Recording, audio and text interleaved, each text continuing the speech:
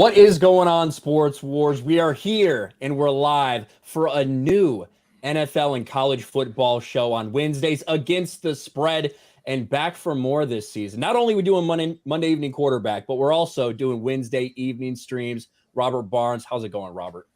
Going good. It'll be fun. People can follow the picks at sportspicks.locals.com all year long. But we'll be doing both recaps on Mondays and previews on Wednesday, looking at all the big games on the board, whether it's college football, pro football. We'll cover a little bit of the World Cup when it happens a little bit later in the year. And we'll be having fun breaking it all down and including a little fantasy football component this year so that you can beat your friends and family and brag about it later. There you go. That is the best thing. Whether you win the $20 buy-in, you win a little pot, that's not really what matters. What matters is being able to brag to your buddies that you beat the absolute crap out of them in fantasy football. That's the only thing ultimately that matters. Now, we do have two new people to the stream, two new people to Sports Wars that will be joining us on these Wednesday nights. Cody, what's up, man? How's it going?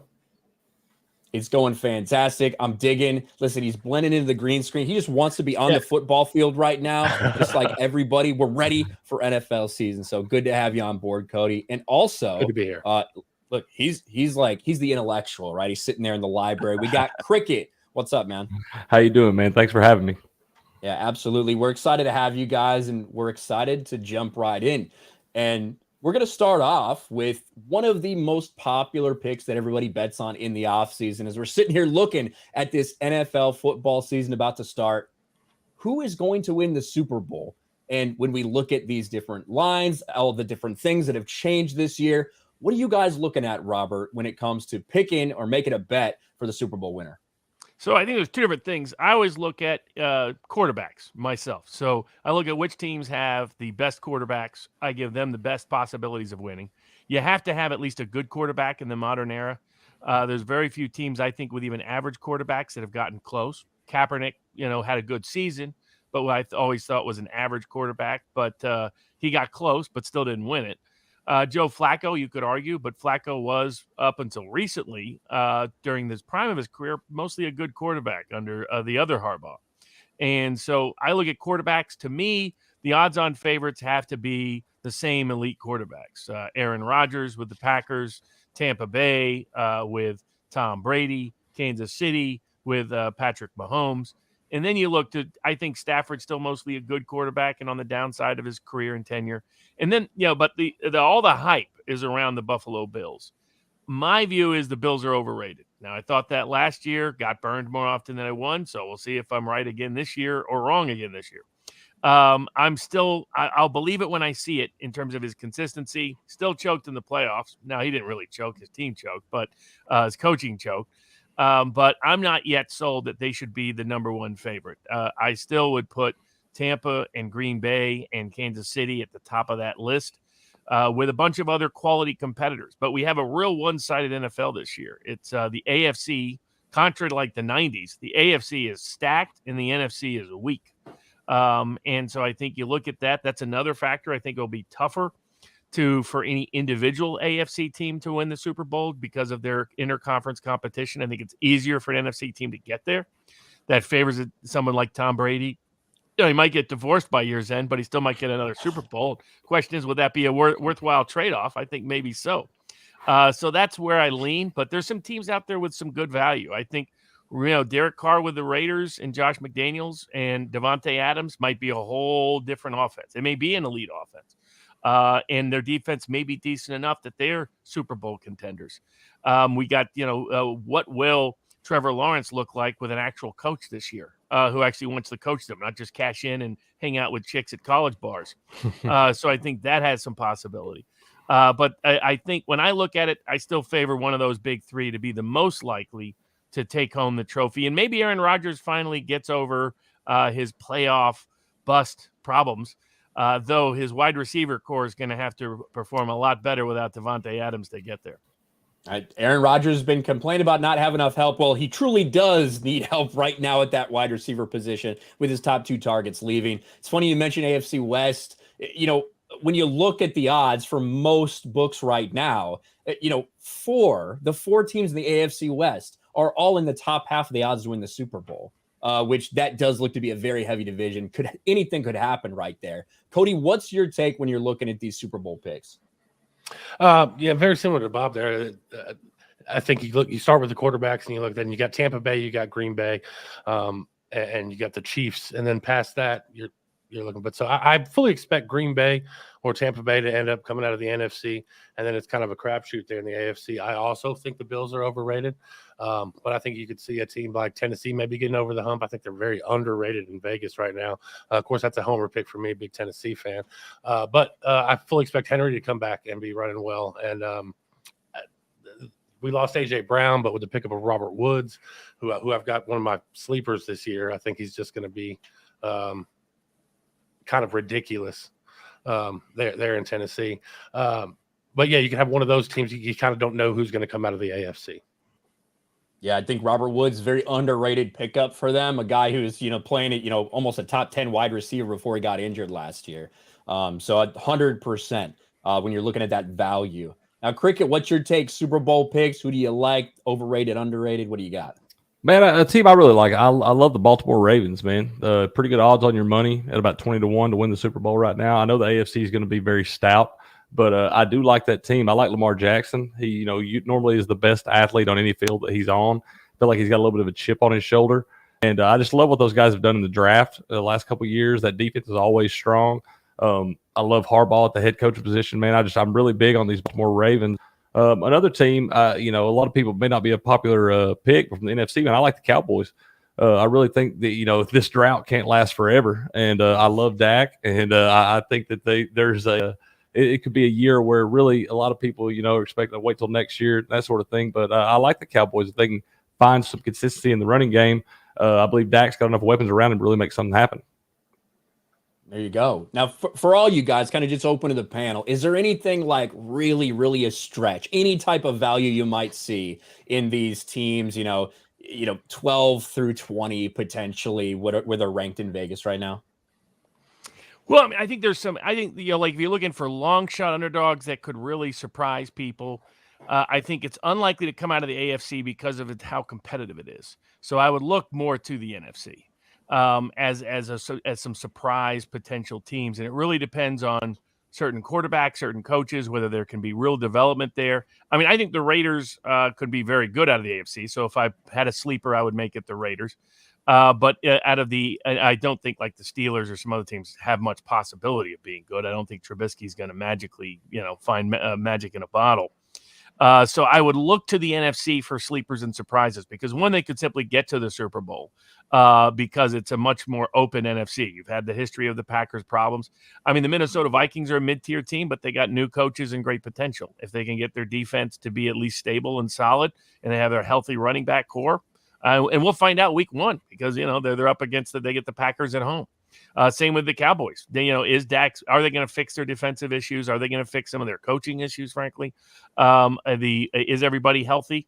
But we'll find out. They invite Tom Brady on the first big night game in NFL on Sunday night, and so we'll see if they're able to. And they get him at home. They're only a slight dog. That will present some opportunities. I think the Rams might be a little overvalued depending on the circumstances, but not as much as the Bills.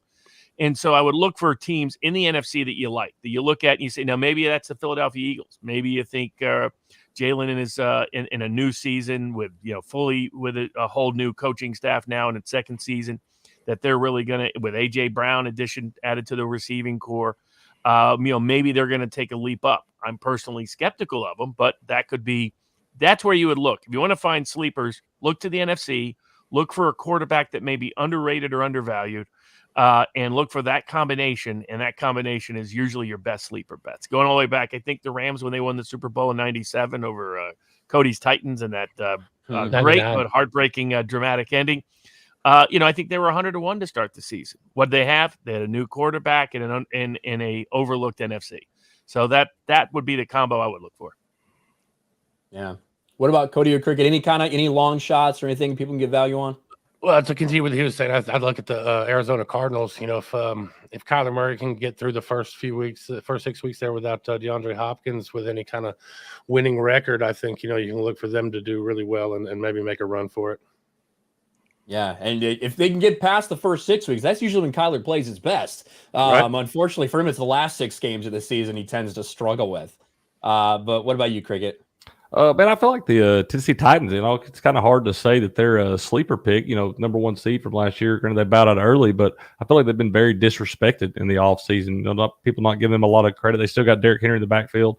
I'm not a huge Ryan Tannehill fan, but, he's a game manager, and if he can get over that hump in the big game, they might find themselves in a spot where they can really be playing for something. Yeah, going to be interesting. All possibilities are open when everybody's 0-0. So you think your Bears have any chance, Ryan? No, you kidding me? No, I would not. No, you couldn't pay me to take a bet on the Chicago Bears. Not even to go over 500. You couldn't get me to take a bet on that. I am not a believer in Justin Fields, but I hope he surprises me. But I guess we'll see what happens. When we get into the picks, someone might have some interesting takes on the Bears this year. But Matt Eberflus, I like the guy. I don't think this is the year for the Chicago Bears. What are they, like the 28th ranked team odds-wise? Something like that. I think bit Pro behind Football Focus has them like the 30th ranked roster or something like that. That sounds about right. Sounds about accurate. That's where I'd put them too. So you don't want any of those players on your fantasy team either. No. With the, I will say, we'll get to fantasy a little bit here. With the potentially Cole Kmet, I do think there's a little bit of value there. If Justin Fields is on the field, that's a favorite target of his because he doesn't want to throw the ball any further than about 10 yards downfield. So that's the only one I'll put out there. But other than that, not really. But speaking of people changing teams, new coaches, things like that, we do have a lot of new coaches, new quarterbacks in the NFL. That's always the biggest thing, right? Teams that change coaches and teams that change their starting quarterback. Let's start with coaches, Robert. We've got 9 new coaches, I believe, in the NFL this year. What are some big people you're looking at in terms of who you think might be a good one, who you're looking at to take a step and take that team a step forward? I think definitely Doug Peterson is a great hire of the Jaguars. Maybe the Jaguars' curse is finally over. I mean, ever since their new ownership took over, they have made one disastrous decision after the next. They've had mostly losing seasons, most great, quarterback disappointments. Last year, no exception. Classic. Took Urban Meyer from the college ranks. There's not a long history of collegiate coaches turning into great pro coaches. He seemed lackadaisical in his approach, ended up getting assault charges brought against him for kicking a kicker or whoever it was. Got a little scandal with, having some fun at the college bars in Ohio when he was back in Ohio State territory. Obviously fired midseason. I mean, just a disaster. And Trevor Lawrence, who has tremendous potential, I thought, along with Mac Jones, could be a future elite quarterback, in that top 3, top 4, top 5 category. I don't think anybody's ever going to equal what Tom Brady put up, but put up, Aaron Rodgers, Brett Favre, Peyton Manning, get somewhere in that vicinity. Maybe not a legend, but a top tier guy, a 27 points a game kind of NFL quarterback. And I think Peterson's perfect. I mean, remember, Peterson's the guy that made Nick Foles a Super Bowl winner. I mean, the guy's just, a different level of genius. I get it fell apart, but I think people are starting to realize when Frank Reich, shipped Carson Wentz as soon as he could over to the Washington Redskins. They might call themselves the Commanders. They'll always be the Redskins to me. But that maybe Wentz was the problem, not Peterson. And I think we're going to find out if Peterson is the real deal, if he is the next coming of the great Kansas City Chiefs coach from which whose tree he descends from, then I think he'll prove it this year. And they could be an elite competitor if Trevor Lawrence in his second season with a real quarterback coach develops. So that's the biggest thing I'm interested in. If Doug Peterson is the real deal, Trevor Lawrence will be in the discussion for MVP. There you go. A lot of people were looking forward to seeing that, and him and Urban Meyer there didn't work out long term for sure. Cody, what are you looking at in terms of these new coaches? I can't really add, but the Jags was where I was going with mine as well. So, but yeah, that's absolutely where it starts and stops with me. The Jets a little bit, but I'm going to go ahead and let Cricket tell you about the Jets. No, that's not really. That's not really. He's not a new head coach. He's in his second season. But somebody I'm really interested in. I want to see what Mike McDaniel can do down in Miami. This is a guy that is on a staff with Kyle Shanahan, Sean McVay, and Matt LaFleur in Washington in 2013, and all 3 of those guys have shown pretty proven to be a head coach at that level. He's got some weapons around him down there. He can bring Tua along. You got the big Tyreek Hill trade coming in. So I'm kind of anxious to see what he can be able to do down in Miami. Yeah, I think that is a very interesting one for everybody. You've got this guy who's, kind of like the mad offensive scientist, all the new guys in town. And we saw Sean McVay. We saw people talking about Sean McVay the very same way when he took over with the Rams, with what he was going to do there. That's obviously worked out incredibly well for them. But Mike McDaniel with Tua, this is really Tua's season. He's the guy. He has all these weapons, two of the fastest wide receivers on the field now. I think a lot of people are looking at Miami and looking to see what Mike McDaniel does there. I think Josh McDaniels, you have to bring up Josh McDaniels with the Raiders, with Derek Carr, with a new big wide receiver target, with Devontae Adams for Derek Carr to have. And we saw the Raiders with all the chaos surrounding last year and the cancellation and unpersoning of John Gruden and the way he was forced out. The Raiders held together shockingly well, in my opinion. I didn't think it was going to end up that way. And so now you get the offensive guy in Josh McDaniels there with these weapons, with Waller at tight end, with Derek Carr, who continues to, I think, impress people. Every single season, I think we're seeing a little bit more from him. So not his first rodeo as a head coach, but I'm sure he wants to make sure it's a much longer tenure than he had with the Broncos. Also, speaking of the Broncos, Nathaniel Hackett coming in, getting Russell Wilson. So that's another one to keep an eye on. Speaking of unlucky choices, what do you think the Bears' new head coaching staff is going to be like? Robert just wants to torture me with this. Listen, Matt Eberflus, awesome dude. Everything I've heard about him is great. I listen to Pat McAfee a lot, so obviously the Colts connection right there. What you see so often in football is people that just make these overcorrections. They're like, all right, we had an offensive coach that sucked. Let's hire a defensive head coach. Let's change directions. And it's like, man, you just had your offensive coach in Matt Nagy draft this quarterback in Justin Fields, right? So you're going to move off of him immediately and replace it in his second year with the defensive guy. So I don't know if that's the key to success. I have no faith. Matt Eberflus seems like a good dude. But again, I don't think the Bears are going to be any good. This is going to be an every segment thing. Robert tortures me with my Chicago Bears. But what so often comes with new coaches sometimes is new quarterbacks. There's a lot of quarterbacks, a lot of big names that have changed places. We just mentioned one, Russell Wilson. That's a huge one. What are you looking at, Robert, in terms of quarterbacks that are in a different place? That's the big one I'm looking at. It is going to be Russell Wilson, because there's some belief that Wilson has limits in what system he can play in, that some of the problems he had at Seattle were not necessarily all Pete Carroll's problems in the latter part of his career there, but were rather because they thought he could do some things he couldn't quite do consistently. And even though Tua is not a new quarterback, he's kind of new in the sense his injury issues and other issues have had him on and off the field, and with a new coaching staff. I'm very interested. Russell Wilson, new coaching staff, new location. Are they able to lift him back up to MVP status, or are there just limitations to his game that even a new coach, new setting cannot change? And the same with Tua. I have some doubts about Tua. I liked him in college, but he always struck me as one of those guys that's a great college quarterback that his skill set doesn't quite translate to the NFL. Tim Tebow, famously one of the greatest all-time college quarterbacks, truly did not have a skill set that transitioned to the NFL, though the man did win a playoff game at Denver, no less. So those are the quarterbacks I'm watching the closest that are either in a new position or in a new location. Now, Trevor Lawrence in his second season is the other one that I'm really curious to watch. And to some degree, Justin Fields, and to see whether, but is he too hamstrung by the players around him in his second season? So watching some of these second year guys is definitely going to be of interest. But the big ones I'm most interested in terms of new coaches, new locations is definitely Russell Wilson. Well, what kind of quarterback will he be? On the flip side of that, how bad will Seattle's offense look without him? They have their own new quarterback. God knows, I guess it's Drew Lock to start out. I think that's going to be rough, but maybe not as rough as the experts think, as they say. So we'll discuss that more in the individual game breakdowns a little bit, but that's my initial I'm really curious to see if Russell Wilson returns to MVP form with a new coach in Denver. Yeah, Russell Wilson, let's ride. He's ready to go. He's ready to go for the Broncos. Cody, what do you got for new quarterbacks?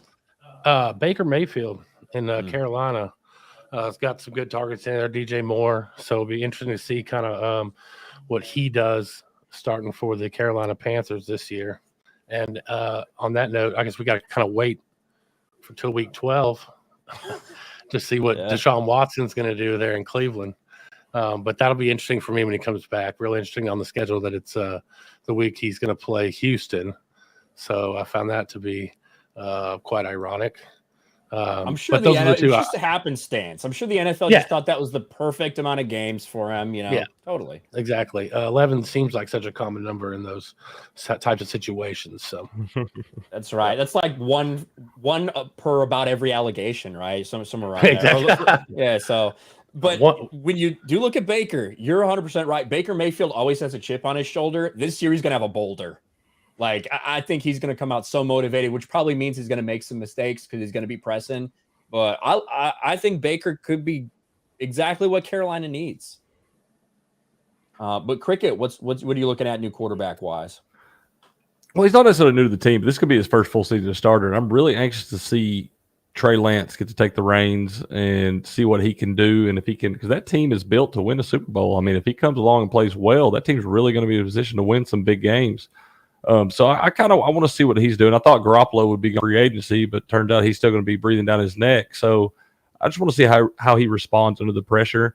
And also Carson Wentz. I'm really anxious to see I don't think he's going to do great. I mean, he's not going to a spot that traditionally has been able to do that. But I think that Carson Wentz has got an intriguing storyline there heading to Washington. Yeah, the whole Garoppolo story was fascinating because everybody was wondering why are they suddenly leaking negative information about Garoppolo because that would hurt his trade value. It turns out that was their goal. They wanted to not trade him. They got nervous about Lance in camp, and they wanted him as the quickly available backup in case they were wrong about him, about Lance. And that's what he did. Then he cut a 1-year deal, and it's like, so it's deliberate. Shows how the NFL works. Deliberately leak. Probably mostly bogus negative information about Garoppolo to hurt his trade value, to coerce him into signing another 1-year extension in San Francisco because San Francisco might be wrong in benching him in the first place. It's such a crazy story. Jimmy Garoppolo's entire career is weird. Like sitting behind Tom, coming in, looking really good when Tom was out, and then just off that, making a ton of money, going to San Francisco, having some success, but ultimately really can never get the job done in so many ways. In terms of new quarterbacks or on different teams, Matt Ryan is an interesting one to me. Matt Ryan, clearly on the tail end of his career, looked at times in Atlanta like he was done because they had such a bad offensive line there and the man cannot move. But for him to go into a place where Carson Wentz just left, where I think the roster in Indianapolis, I think is very good. And I think Carson Wentz undeservedly got some blame for their failures down the stretch last year. Carson Wentz, when you look at his numbers, played well. He took care of the ball. Maybe didn't do all the playmaking they wanted him to, but he did take care of the ball and, got the ball to Jonathan Taylor, all these things they wanted him to do. With Matt Ryan there, I think that is very interesting. Marcus Mariota replaces him in Atlanta. I don't think that's going to look very good, considering some of the talent. And also you don't have one of your star wide receivers there because maybe he was looking at sportspicks.locals.com and Calvin Ridley. So he's not going to be there anymore. Are there any quarterbacks that you guys think that are new to the team that are just going to be absolute terrible? Like just the worst possible pick for this team? Maybe Drew Lock at Seattle. I mean, the early anticipation is they may be the worst team in the NFL. Now, I think there's some conversation about Geno Smith being the guy there, right? Which is Geno Smith is now going to be the QB? I believe so. Yeah. Wow. Well, yeah, that's the problem. They have nobody. Seattle should have gone and found a way to get Jimmy Garoppolo. That would have been perfect. Would have, part of the. After the life of me, can't understand why Atlanta or Seattle did not go out and get Garoppolo. As soon as they leaked that his agent was allowed to seek a trade, I thought for sure one of those two teams was going to get him. I do not know how that did not happen. Well, you saw Mariota in Tennessee. What do you think his chances are in Atlanta? Well, I just think he's got beat up so much over his career. I mean, he's more mobile than Ryan was, but I think they're going to be so bad. I think they're going to be so bad they wind up turning to Desmond Ridder pretty quick down there and just seeing trial by fire. I think he might as well have lost season, right?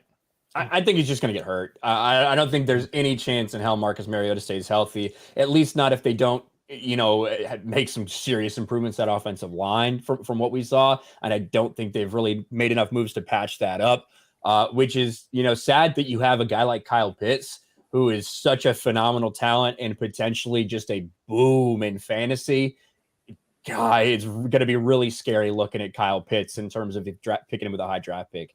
But we will talk about that. We may as well start talking about it now. Fantasy football. Because fantasy football, everybody's favorite, whether you're playing daily, whether you're doing league stuff. A lot of people have already drafted their leagues, but are still looking to get in on these daily fantasies or maybe draft last second. When we do look at fantasy football, what are some of you guys' sleepers out there that not a whole lot of people are talking about, but you think are going to have a better season than most? Rob, where you at? Yeah, so I think for all those people out there that have fantasy football, just remember tonight's usually your last night to set your weekly schedule since the games start Thursday night. So I'm in a couple of leagues, a firm league, a family league, a friends league, and the rest. Of course, fantasy football is increasingly big money, and it's going to increasingly be part of the sports betting universe. It's starting to already happen, but as sports gambling expands, you're going to be able to bet on individual players' performances in a game, so it's going to revolutionize aspects of the sports gambling universe. But one of the guys I like as a real sleeper is George Pickens.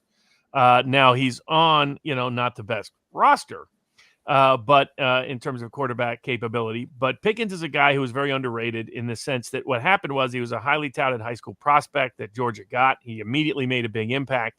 He had off-field issues and injuries, which basically ravaged his career at Georgia. And that's why he dropped in the draft, and not a lot of people are paying attention to him. But he's somebody with with natural NFL potential. He's a natural NFL quarterback. He was from the time he stepped on the field in Athens. And because of some unusual things that happened at Georgia, his capabilities were never fully appreciated or recognized or achieved. And I think in the NFL, he'll be eager to do so. And he just has the NFL body and NFL skill set, I think, to surprise a lot of people. There you go, Cody. Who you got as a sleeper for this year in fantasy? I got a few, but Brandon Ayuk in San Francisco. These guys started out real slow last year, but then really came on. Was a top 20 wide receiver in his last 11 games. With Trey Lance under center, I look for him to improve again and kind of creep up there towards that top 10. I think he's a great sleeper pick. And then James Cook, backup running back in Buffalo. I think that's a guy who can come in and take that job possibly at some point this year. Yeah, I did have Brian Robinson, but he got shot. So, definitely a fantasy boom right there. I do think when you look at Brandon Ayuk, there's so much potential upside with him that we didn't get to see last year. Trey Lance could be that factor, or Trey Lance could be the guy that makes him have no fantasy value. That's like, to me, he could absolutely blow up. You're right, Cody. Cricket, where you at? Three guys real quick, all rookies coming in, but I feel like they can make an impact on their team. First, Sky Moore with Kansas City. Tyreek's gone. I know McCole Harbin's going to see a lot of catches. Kelsey's going to get his catches, but if him and Patrick Mahomes could build some rapport early on, he doesn't have Tyreek's Hill speed, but no one really does. But the guy's still a burner, and I think he could make some things happen in that offense. Another is Garrett Wilson up in New York. I think when they get Zach Wilson healthy, he's even going to have Flacco thrown to him the first. I think they're expecting Wilson back about week 4, Zach Wilson, that is. But I think Garrett Wilson, man, he's an elite athletic talent, really good catching the ball. I think he could do some things up there. And the last guy is Christian Watson up in Green Bay. He's got Aaron Rodgers throwing to him. He's a big kid, fast. He's got great speed for his size. He could really make something happen because there's no proven receiver there really either. Now, I do have a question with that. What do you think about Romeo Doubs, another rookie that's come in there? Cody's high on him. Yeah. I think, with Watson having the drops early on in preseason and then being on the pup, I think he's in the next couple of weeks, he could show himself to do a whole lot. And, he could end up being that guy there in Green Bay. That's one of the things I look at because, Aaron Rodgers is so Like it's so much about the connection between him and his guys. He's talked about that before, having guys he can't trust there. So I do think that Dobbs has, some upside because of how much time he's spent with Rodgers. But it's going to be interesting because you've got Sammy Watkins is on that team now, I think, right? Yeah. So that's if you're looking for sleepers, looking at wide receivers playing with elite quarterbacks that don't have other options is often a good place to go from a fantasy perspective. Yeah, 100%. And I do think, there's Robert other guys Woods in Tennessee. I was going to say, we talked about Robert Woods. You threw out Robert Woods' name. I do think when you look at Samuels in Washington too, he was not healthy last year. He only played it very sparingly. That's a guy who could be electric. That's a guy who Carson Wentz could fall in love with. They do have, an actual other weapon on that team too. So it's not like all the focus is going to be on Curtis Samuels. But yeah, always fun looking at fantasy sleepers. They only get to be sleepers really 1 year until people start picking them, unless you're Robert Woods, in which case Robert Woods is on the waiver wire every single year somehow for like a decade in fantasy football. But speaking of guys who are doing it each and every year, who you guys looking at that you think is way overvalued, you think is going to just be a bust this year in fantasy if you overdraft them? Well, I just don't know if Josh Allen's going to put up the stats that a lot of people are expecting from him. So, that's one of those guys that, I think is going to have a good fantasy season. I just don't know if it's going to be the kind of fantasy season that some people are predicting or projecting for him. That's my main one that I was skeptical of. Yeah. What about you, Cody? I think, first of all, to look at the opposite side of what we were just talking about, good quarterbacks with nobody else to throw to, bad backs with so guys like DK Metcalf and Tyler Lockett. I think they're going to be. I think people are going to draft him a little bit too high, thinking, well, he's got to throw to somebody, but there's nobody throwing the ball. It's terrible there. And I think on the same note, Amari Cooper in Cleveland, until Watkins comes back, I don't think that he's going to be able to do much there. Yeah, and saying like Hill is very dependent on how well Tua plays. So if Tua doesn't play great, Hill won't be on those elite stats he usually is in. Yeah, I think it's something you got to look at. Guys that are changing teams, guys that are big names, like Tyreek Hill, who's been having Patrick Mahomes throwing the ball. Tyreek Hill has already been a boomer bust guy in fantasy. Like, that's how he is. He's going to have 4 points 1 week, and he's going to have 50 the next. That's always how Tyreek Hill's been in fantasy. It's very frustrating. He's not going to be that Cooper Kupp every single time, same targets, potential to score.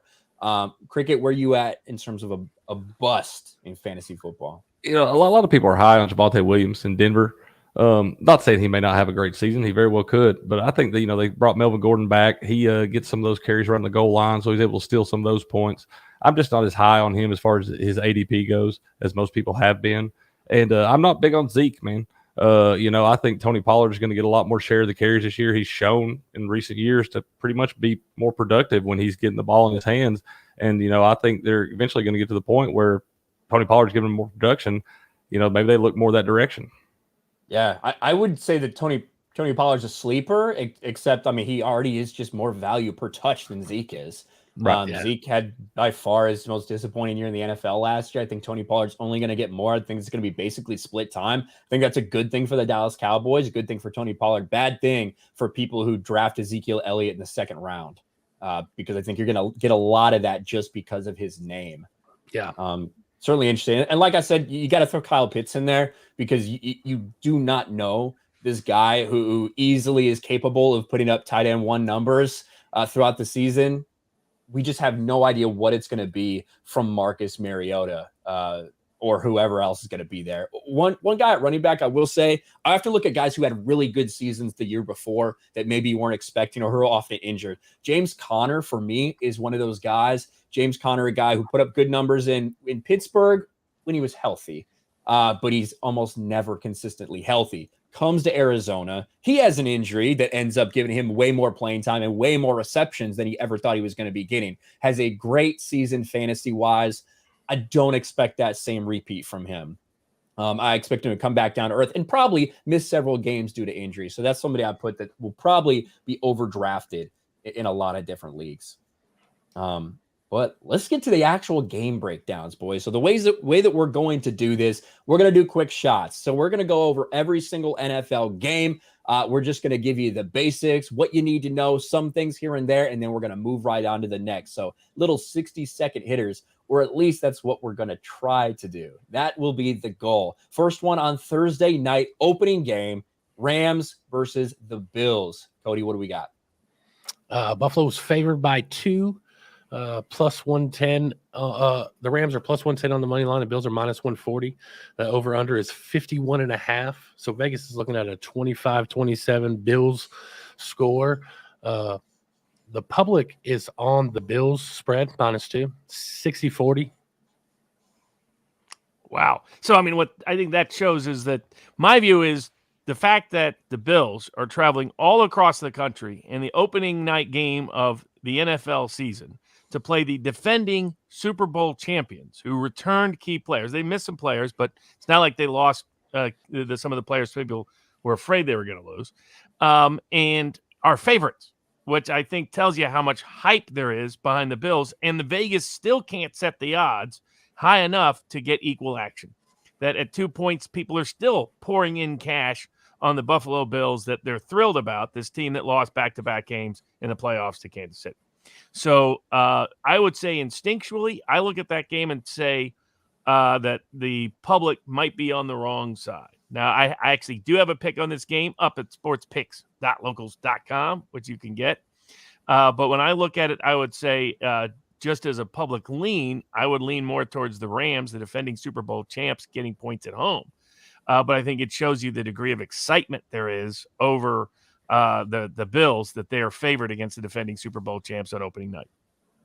Yeah, in LA. That's kind of crazy. Got anything to add, Cricket? Man, I like, I think this game, if you're going to pick a side, I think it's just a little too much of a coin flip for me. But I look at the total. I really like the over in this game. I look to see some fireworks. I mean, both two really good offenses. The total's only at 51.5, and I could see this game easily being 28-24 or better. So I like the over in this spot. There you go. All right, on to the next one. Sunday afternoon, we got Saints and Falcons. What do you got, Cody? Playing in Atlanta, the Saints are favored by 5.5 points. Falcons are plus 180. Saints are minus 250. Over under is 42. So Vegas is looking at a 24-18 New Orleans win, and the public money is 45% on the Saints on the spread. This is another game where I get the skepticism of Atlanta, but that's a lot of points on the road opening weekend in pro football. It's banking on a new coach at the New Orleans Saints, and there I just find it hard to imagine he's an upgrade. And the only question is, can he even stay even with his great predecessor? And banking on Jameis Winston not returning to form of Tampa Bay without Sean Payton's blessing and grace and protection. I don't know if I would have confidence to take the Saints. There's another game that we will likely have a pick on at sportspicks.logos.com. The over totals, I think, is an interesting one. Probably right. They're really not confident in either team's offensive capabilities, understandably so. Maybe a little bit high in the estimations of New Orleans, though that may reflect Atlanta's weak defense over the prior years. But to have a big public road favorite again in the NFL, I mean, this is an unusual phenomenon. You don't see a lot of NFL games where the public is hammering a road favorite, particularly in a game like this. So it shows where the mindset mentality is in the game. Maybe it'll be closer, or maybe Atlanta's just that bad. Any thoughts, Cricket?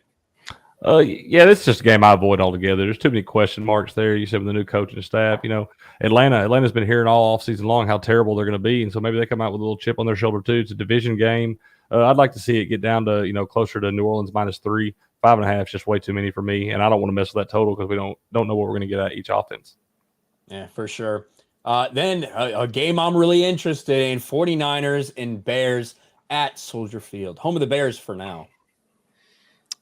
Correct. So San Francisco's favored by 7 in this game. The Bears are plus 225. The 49ers are minus 325. The over-under is 40.5. So Vegas is looking at a 24-17 San Francisco win. The money is actually on the Bears here, 52%. That's interesting. It's evened out. I think the line is so big because there's so much both excitement for the 49ers and not so much for the Bears.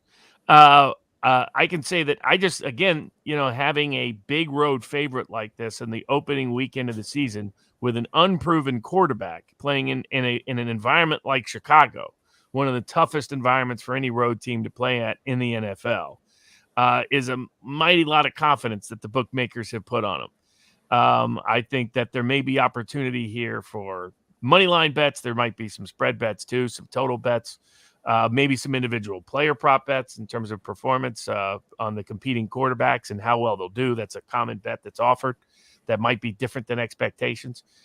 So we'll probably have a bet up on this at Sports Picks as well.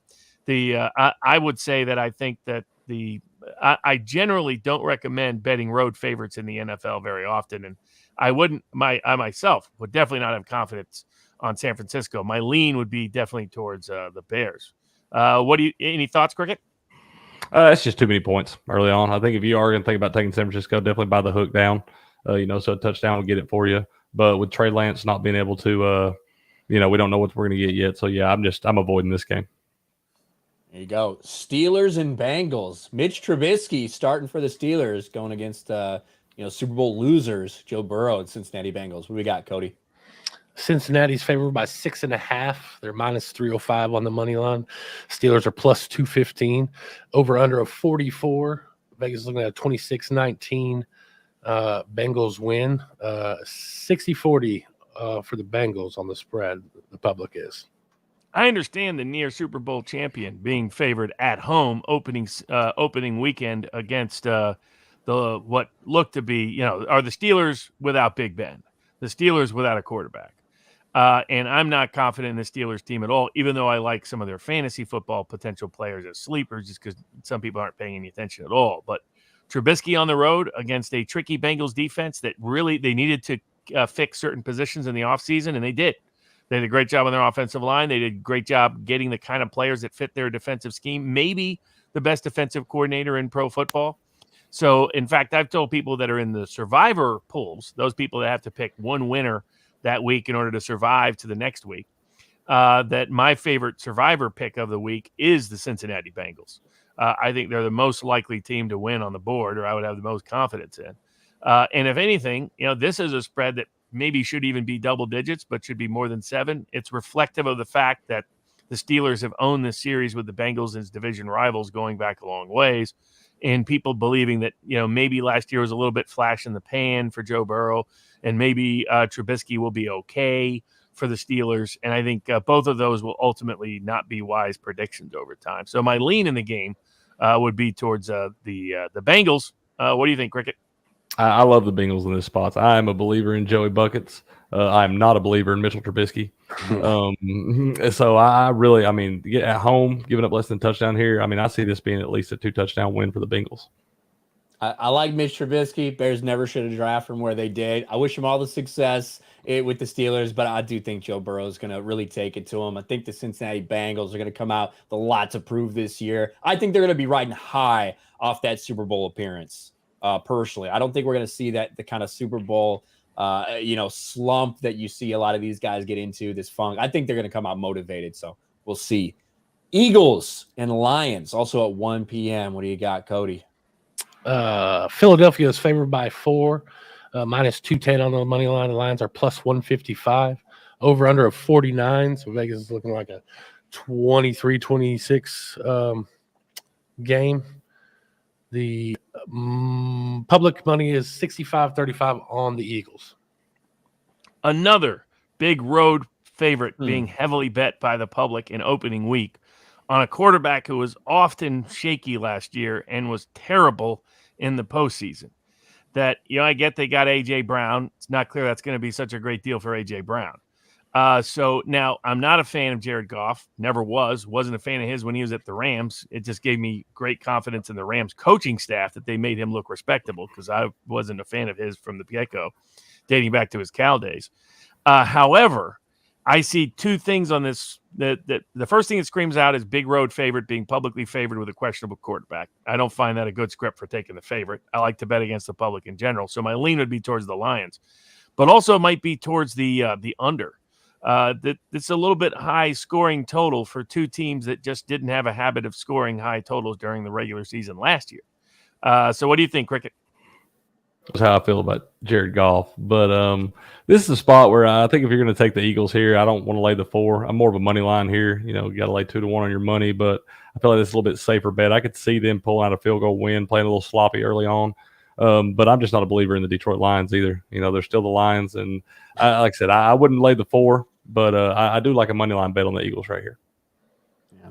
And then we have a game that I think is a lot of people are going to be looking at. You've got the New England Patriots going to Miami for the new look Miami Dolphins. Miami's favored by 3.5. They're minus 185. The Patriots are plus 140. Over under set at 46.5. So Vegas looking at 25-21 score here. The money is on the Dolphins spread. Yeah, there's another one where are you really going to bet against Belichick as an underdog? Again, betting on a new coach and a young quarterback in a new coaching system who hasn't played much, and what he has played hasn't exactly looked spectacular, whereas Mac Jones at times has looked very good. I think he has elite-level QB potential. Proved he was better than Tua. This is the battle of the Alabama quarterbacks. He was better than Tua was at Alabama. And so I would lean towards the Pats, and especially you give Belichick a whole bunch of time to prepare for young, inexperienced quarterbacks. That doesn't usually go well for the young, inexperienced quarterbacks.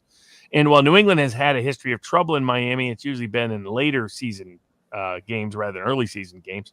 And I don't think that particular streak has merit. So it's another pick we'll have up at Sports Picks. But my lean, at least initially, would be towards Belichick. I would just say I definitely wouldn't bet on an unproven quarterback with an unproven coach against Belichick as a favorite. But what do you think, Cricket? Man, I like the Pats on the money line right here. I'm with you. Giving Belichick the amount of time to prepare. It's a young quarterback, unproven quarterback, new coach, division game. I like the Pats to go down and get the win. The Dolphins got them in game 1 last year, and I look to see the opposite this year, and I like the Pats on the money line at plus 140 right here. Yeah, I'd like to add, I absolutely love the Pats here. I think going down on Tuesday pays off for Belichick. And, I like this. I like the plus 3.5. I like the money line. And, Pats win by a touchdown. There you go. That's a big one right there. You hear it from Cody. Nice. And then we do have Ravens at the Jets. No Zach Wilson for the first couple weeks. Lamar Jackson still asking for that money. Coming into New York. What do you got, Cody? Baltimore going on the road is favored by 7 points, minus 360 on the money line. The Jets are plus 245. The over-under set at 44.5. Another 19-26 score with the Baltimore Ravens winning this one. The money is overwhelmingly on the Ravens here, 76% to 24%. Yeah, it's another fascinating. I mean, some of this is matchups, but another public road favorite. Now I don't like to bet against Harbaugh, period, if I can avoid it. He's been a very good cover spread record coach throughout his career and tenure at Baltimore. And you could see the mismatch. You got the ex-Ravens quarterback, Joe Flacco, against Lamar Jackson. That's not the best matchup for the Jets. However, it is the Jets at home. It's opening night, opening weekend in the NFL. I definitely wouldn't take a big public road favorite in the opening week in the NFL. Might take the Jets. Might have a pick up at Sports Picks on that. But that would be my lean. There was some discussion that maybe Zach would be back a little bit quicker than expected or anticipated. But we'll see if Flacco can be something other. If Flacco's as dead as he was last year, this game could be over very quickly. As Harbaugh has no problem running up the score in the NFL, as he's proven many, many times. So that's your X factor there. But taking a lot of money with a public favorite on the road in the opening week is kind of rough. What do you think, Cricket? This is a game where, once again, I don't like to lay that many points this early in the season. But this is another game I like to look at the total. It's 44.5. I like the under in this spot. Like I said, I don't think Flacco is going to come out and really just blow the doors off. And both defenses, the Jets have really bolstered that defense with their draft the last couple of years. The Ravens defense is always solid. And this is a game I could see, 21-17, 21-14, around that. Yeah, and I also think there's a potential this game ends up 35-7. Right. And you still get the under. Yeah, you know what I mean? So I think that is probably a pretty good look at this point. We also have, this is an interesting game, Jaguars at the Washington Commanders. We got Cody. Washington's favored by 2.5 points. They're minus 140 on the money line. The Jaguars being plus 110. Over under set at 44. So Vegas looking at about a 23-21 Washington win. And it's about 65-35 money on Washington on the spread. Yeah, again, I don't like to bet with the public, though. At least here you have a home team, but you have a home team with a new quarterback playing the person who may be one of the great future quarterbacks if Doug Peterson can prove it. This will be an interesting Doug Peterson breakout game. It's had a lot of time to scheme for Ron Rivera's defenses. I think that what's interesting to me about this game is that they're assuming Wentz will be a decent quarterback, and they're assuming Lawrence hasn't improved much over last year. And so that I think there's some interesting assumptions in that total. I would not lean towards Wentz in any bet, frankly, unless he's a big enough underdog at home. So I would say if I had to lean, I would lean towards the Jaguars in this game, just because I think Doug Peterson can, in fact, elevate Trevor Lawrence to elite level QB potential. But we'll see how he does out of the gate. Cricket, any thoughts? I like the Jaguars on the money line here. I do. You get plus 110. But I think if you're going to take it, that's where I board. I just think the Jaguars are going to be much improved, and I'm not sold on Carson Wentz. And so if I'm going to go anywhere with this one, I like the Jaguars at plus 110 on the money line. There you go. And next up, we have a game where at least one person is going to be incredibly motivated. Browns are going to the Panthers to face Baker Mayfield on his new team. Cody, what do we have?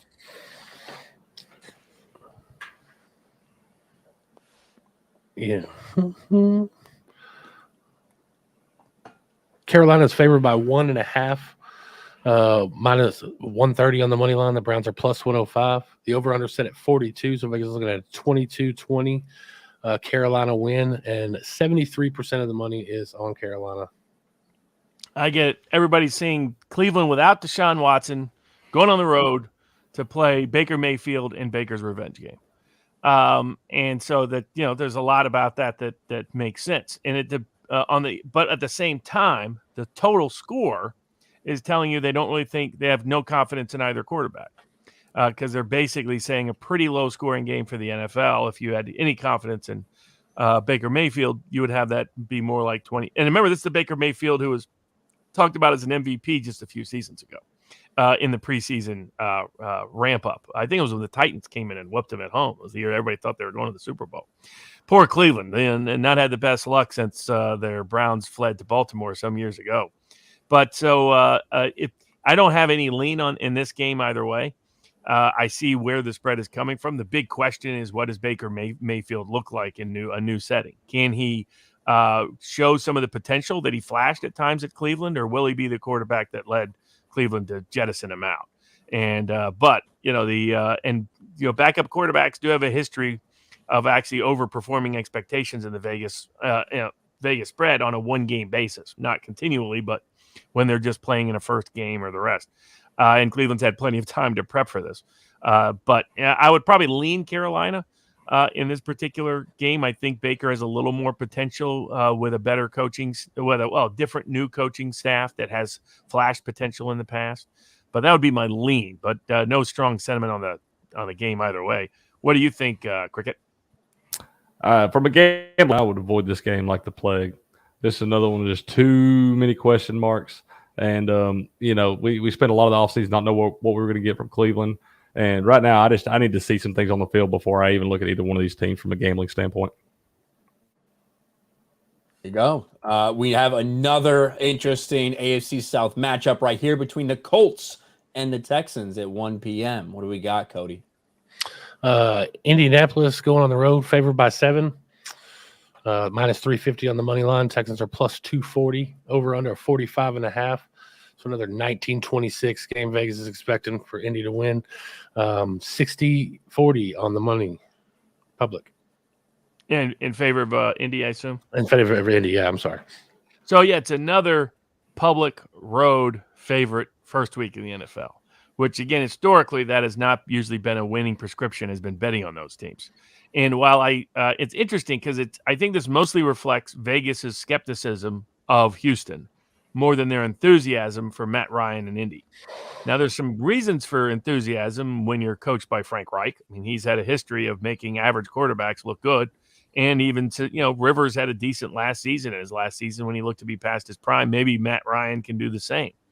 And Houston does appear to be in trouble as a defensive and offensive roster. And I don't have any confidence in their quarterback situation. But that's a lot of points opening week in the NFL when your hometown fans don't realize they suck yet. And they're all excited and they're all enthused and they're all out there and they're rolling and the refs are influenced by it. So we may have a pick on this at Sports Picks. But if I had to lean, it would definitely not be with the big publicly favored, big road favorite. But what do you think, Cricket? In this spot, this is the one spot in week one that I'm okay with laying the 7. I'd probably buy the hook down to 6.5, but you got a division game. Indianapolis still has a sour taste in their mouth the way they ended the season last year, choking down in Jacksonville. But you got Matty Ice coming in. You got one of the best running backs in football. I think Michael Pittman Jr. is going to have a real big season. So this is a game I could see the Colts kind of blow the doors off. It may, stay close first half, but I could really see them kind of stretching out a little bit in the second half, maybe get it to 10 or 14 points. So I like the Colts giving the 7 here. But like I said, I would buy the hook down to 6.5. There you go. And now a team that we've talked about quite a bit throughout the course of this, the Giants are heading to the Tennessee Titans. What do you got, Cody? Tennessee's favored at home by 5.5 points. Minus 265 on the money line. Giants are plus 190. Over under set at 43.5. So Vegas looking like a 24-19 Titans win. I love the Titans here. The Titans are 70-30 on the money. I know the public's 70% on the spread there. But I like the Titans here to win by a touchdown. So I assume the public's heavy on Tennessee at home against 70%, Danny Dimes. Correct. I mean, Danny Dimes looks awful. So I mean that's why that spread is the way it is. And the Giants, are they going to have Thibodeau back and some of those players back, or no? They got banged up a little bit in preseason. Yeah, no, I don't think he's going to be back for game 1. Let me double check that. I think they're looking about. that was actually a legit hit that he took, but people called it. It looked nasty, but it was actually legal in the league. The great Oregon defensive end.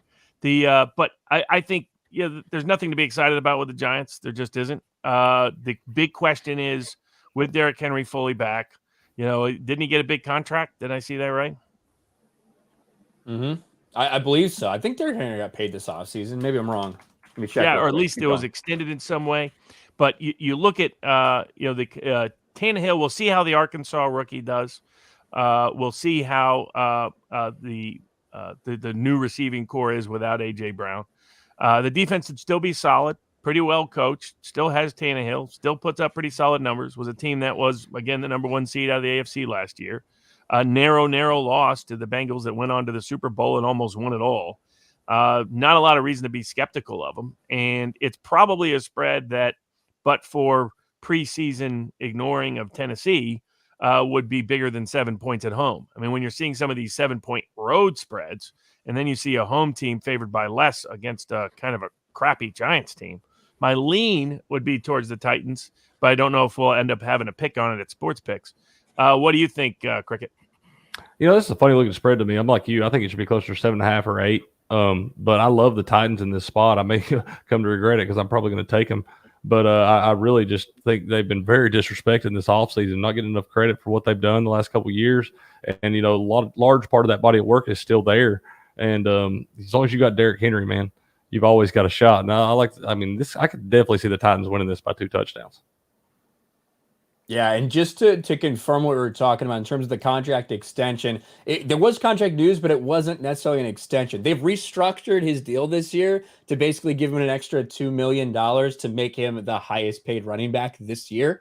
But next year remains the last year of his contract. We'll see what Derrick Henry does continue to do going forward with the Titans. And we are into the afternoon games now, which means we get some good matchups. Packers at Vikings. Cody, what do you have? Packers going on the road, favored by 1.5, minus 120 on the money line. Vikings are plus 100. Over under set at 47. Vegas looking at a 24-23 score. Pretty even on the money, 53 to 47 or 55 to 45 on the spread there. The public is kind of pretty close. Yeah, I mean, I think this will be an interesting game. Vikings new coaching staff. How will they do? How will Kirk Cousins play at home? I mean, the Vikings are one of those sleepers for the Super Bowl, in part because other than the Packers, they get the Lions and the Bears for 4 other games. So, this is a team that could easily steal a division if they get the right upsets at the right time. The Packers again have no receivers, so it'll be interesting to see whether Rodgers can do his magic without him, without Devontae Adams and better personnel around him. And so this is, and it's a sort of a narrow spread. Now, the thing that stood out to me about the game really is kind of the total. Because, I mean, these are two teams. Minnesota last year was an over team quite often. You have two teams that have great offensive explosive capabilities and not necessarily proven dominant defenses. So that's a little bit of a lower scoring total to start out the season between two quality quarterbacks who can put a lot of points on the board fast in opening week. So I might have a lean towards the over and the Vikings, if anything. What do you think, Rickett? Well, I kind of look at how Green Bay opened the season last year when they got rubbed by New Orleans at 38-3 or 38-6. And I just don't see Aaron Rodgers doing that again. I think they're going to be a lot more prepared coming into week one. They pretty much owned that division the last few years. Like I said, a lot of questions in Minnesota, a lot of athletes in Minnesota, but I'm anxious to see what the new coaching staff does. I think Kirk Cousins is one of the more underrated QBs in the league. So they're definitely, it would not blow my mind if Minnesota won this outright. But I think with Green Bay giving up less than a field goal here, I like the Packers. There you go. I'm excited for that game. I mean, I hate the Packers. I'm not a big fan of the Vikings either, but I always root against the Packers. So that'll be fun. I'm sure Aaron Rodgers will, of course, have another great season and, of course, go 2-0 against my Chicago Bears. Next game, Patrick Mahomes, the Kansas City Chiefs, go to Arizona, play Kyler Murray and the Cardinals. Kansas City is on the road, favored by 6. Cardinals are plus 185. Chiefs are minus 260. Over under of 54, I believe the highest total for the week. So they're looking at a 30-24 game going to the Kansas City Chiefs, and 63% of the money is on the Chiefs. This is a game where I think all the things are lining up for exactly what I like here. It's another team, the Arizona Cardinals, who, like Tennessee, has just been completely disconnected from the offseason coming in. Vegas just, for whatever reason, does not like them at all. I don't quite understand it. I mean, I know Hopkins is suspended for the first 6 weeks, but I don't think they're going to have that big of a fall. So this is a game I'm definitely going to take the Arizona Cardinals. And I might even, if it creeps up to get 2-1 on my money on the money line, I might think about a money line bet. Yeah, you have a team that was, considered Super Bowl bound about 2/3 of the way through the season last year in Arizona. And clearly the off-field issues, the late season collapse, the Hopkins suspension has all sort of spoiled the public parade for them in the media and the sports press and in the Vegas sports books. But you still have a pretty talented quarterback and a pretty decent system with enough skill set players around him and a quality enough defense. And that seems to be reflected in the total. They expect Arizona to be able to score some points. What they're really expecting is for Mahomes not to miss a beat, to be where he was 2 to 3 years ago, rather than where he's often been over the last 2 seasons, and for Arizona's defense to just get torched. And that's what I'm at least initially skeptical of. Again, another big public road favorite. A team traveling to Arizona. It's going to have a big crowd on opening night, favored by a big margin, the public betting them heavily. A lot of disrespect for Arizona. That usually aligns well for the home underdog on opening NFL weekend. So my lean would be towards Arizona and maybe the under, because I just don't I'm not yet. I think this Kansas City offense with all its new personnel will, by season's end, maybe it will be better than last year's total offense. I think the sum of its parts will be better than the stars that they had to replace. But I don't think that will happen necessarily week 1, despite my great respect for Andy Reid. Your thoughts, Cricket? Yeah, that's spot. Like I said, I'm with Cody. I like the Cardinals getting the 6 here. But on that total is just so high for me. With it being week 1 and, like I said, all the questions in Kansas City, well, how is he going to adjust the offense and stuff? 54 is just a lot for me. And, last year they got off to kind of a slow start offensively. And when Kansas City plays bad, they play really bad. And so I could definitely see this game going under the 54 right here. That's just a whole lot of points for this early in the season. Yeah. The next game, I think there's the chance that we also see a big offensive explosion potentially between two AFC West teams. The Raiders are headed to Los Angeles to play the Chargers. We got Cody. Chargers are favored at home by 3.5 points, minus 195. Raiders are plus 145. Over under set at 52.5. Vegas is looking about a 28 to 24 point game. Money's pretty close at 55.45 for the Raiders at plus 3.5. The thing that always stands out to me about this game is it's the Chargers, and they don't have a home field. It's either a neutral site or a road game. There's a bunch of Raiders fans that live in LA. And so I think you're going to see probably more Raiders fans there than Chargers fans. Now, maybe that started to change as the Chargers have had success, but I suspect otherwise. So when I look at it from that perspective, I look at it as a neutral home lean kind of game. It's like in college football when Georgia plays in Atlanta. Okay, it's not at home, but it might as well be. And so when I look at it from that perspective, are the Chargers a better team than the Raiders? I think Josh McDaniels and Derek Carr, Devontae Adams, are going to put up some big numbers. That defense stabilized most of last year. I don't think McDaniels will repeat the defensive problems he had when he was the head coach at Denver. And so I would lean Raiders. The over actually might be right, but the score might be flipped. I don't think the Chargers continue to put up the kind of points they did last year. Might be proven wrong. I think their defense will be better. I mean, they got Khalil Mack and some other guys that might make a real difference.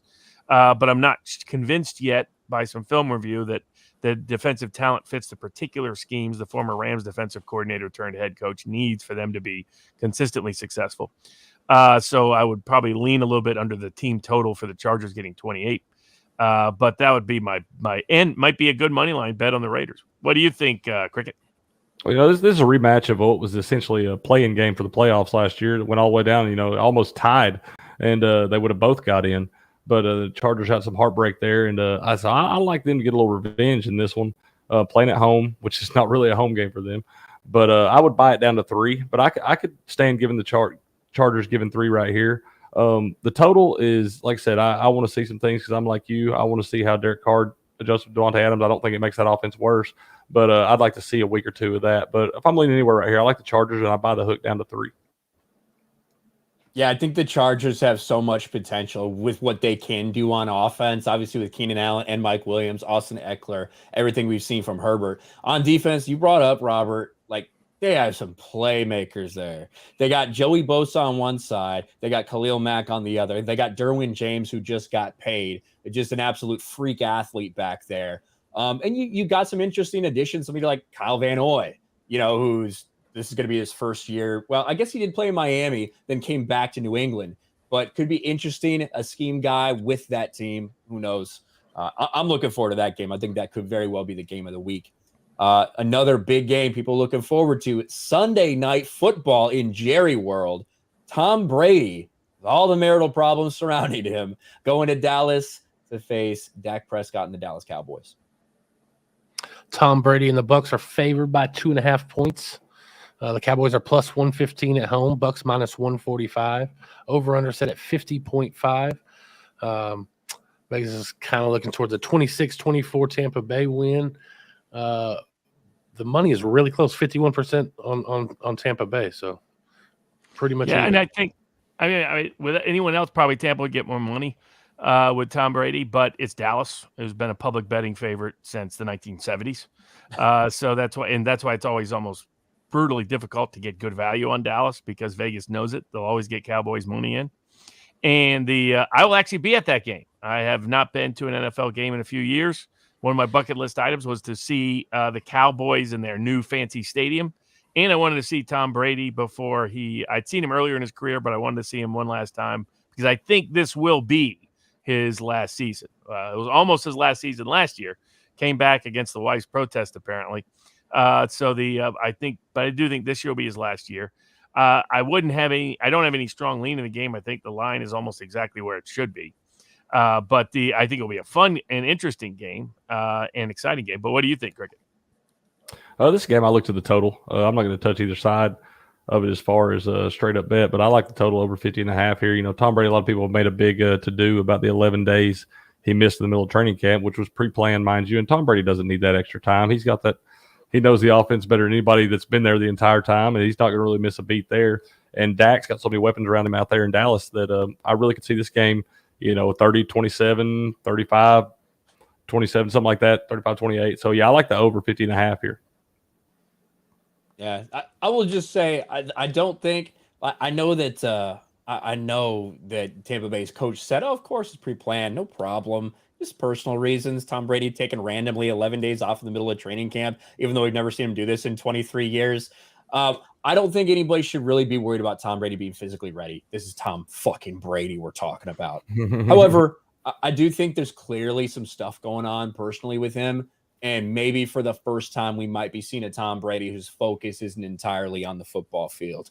And I think long-term throughout the season, that's a bigger factor than game one. I think he'll be ready to rock and roll and to put focus on football for this game as opposed to all the stuff that's going on outside. And then for Monday night, we've got, the game everybody's looking to see. The Denver Broncos and Russell Wilson, their new quarterback, the new very well-paid quarterback, going back to see the 12th man in Seattle. Denver's favored by 6.5 points on the road. The Seahawks are plus 220. The Broncos are minus 315. The over-under set at 45. Another game, Vegas is looking at 19-26 going to the Broncos. And Broncos are heavily favored by the public with 74% of the money on the spread going towards the Broncos. That's part of the theme this week. Big road favorites, favored by the public in opening week of the NFL. And historically, betting the dogs has been a much safer strategy than betting the favorites. I get it's Russell Wilson returning home. I get there's big questions about Seattle's quarterback capabilities and our roster all the way across the board. That's a lot of points to give the Denver in an unknown quarterback, new coach situation on the road to Seattle. That's going to be wild on opening night on Monday Night Football, where the 12th man can be loud and be a factor, especially as those officials decide when to and not to throw those flags. So if I were to lean on any side, it would be to lean on the dog side of the aisle. I don't know if I'd be willing to take a money line bet or not. Though that's a lot of value there for a home team in the NFL. You don't see that very often. And it's not like Pete Carroll doesn't know what Russell Wilson's weaknesses are. And there's a little bit of ego probably present here where Carroll might want to prove that he was right in the decisions made and not Russell Wilson.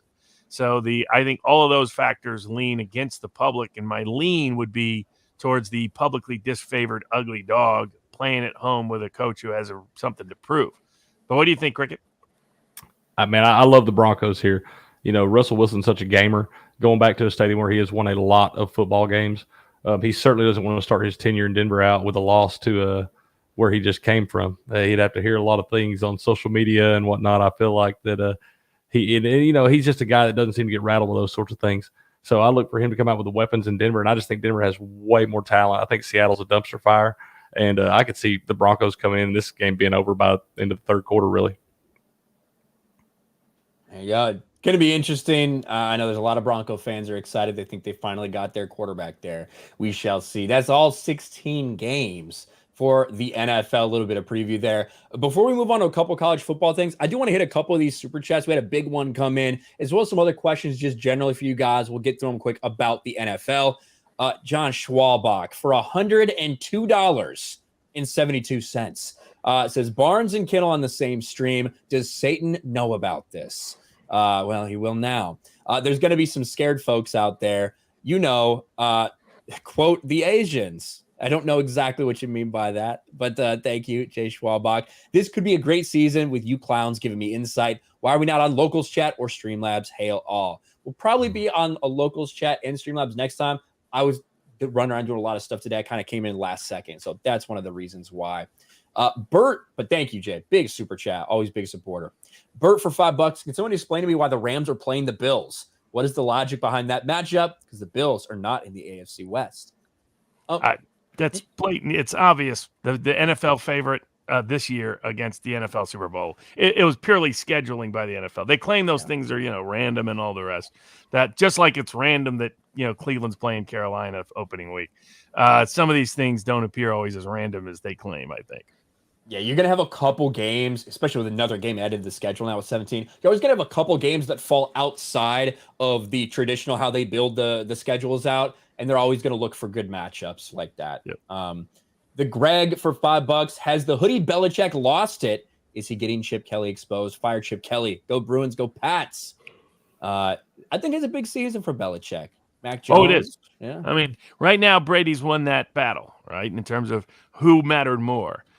He needs the Patriots to have a good year and to get back into the groove of being a high-quality team, elite-capable, Super Bowl-capable team. I think Josh McDaniels was on Brady's team, though, last year because he had just some horrible play calling that really cost Mac Jones and the Patriots at least a couple of games. Yeah, there you go. I was at that Patriots-Bucks game in New England. That was an insane game, man. See the return of Brady to New England and see half the fans not really sure what to really feel about everything, cheering for Brady like crazy. But then as soon as the whistle blew in the first quarter, they're like, "Fuck that guy." It was just perfect. It was perfect. Mike Hill for $5. How do you think Mitch Trubisky will perform in his first game as a Steeler? Not good. No, I don't think he's gotten a ton better since we saw him. No, I think we're going to Kenny Pickett show pretty quick. Exactly. He's going up against one of the most creative defensive coordinators against the passing game. The guy who made Mahomes look like a sub-tier quarterback last year in the playoffs in the second half. That's who Trubisky gets to be introduced to on the road in a division rivalry game. You couldn't have a worse scenario for Trubisky. He may be out, as somebody in the chat said, by week 4. Oof. You never know. Poor Mitch. My man Mitch never quite gets it done. Zenny Biscuit for $2. Breeders' Cup champion is November 4th through 5th. Thank you, Zenny. Great Biscuit. horse racing. Absolutely.